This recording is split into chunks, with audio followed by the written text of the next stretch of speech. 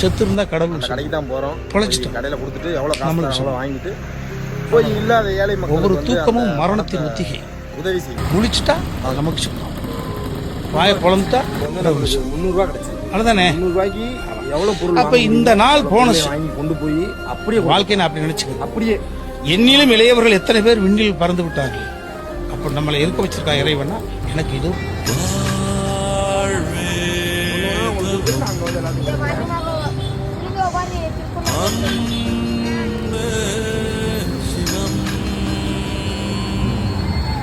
இதயம் என்பது சதைதான் என்றால் அன்பின் கருவி இதயம் என்றால் சாவை வென்று விடும்.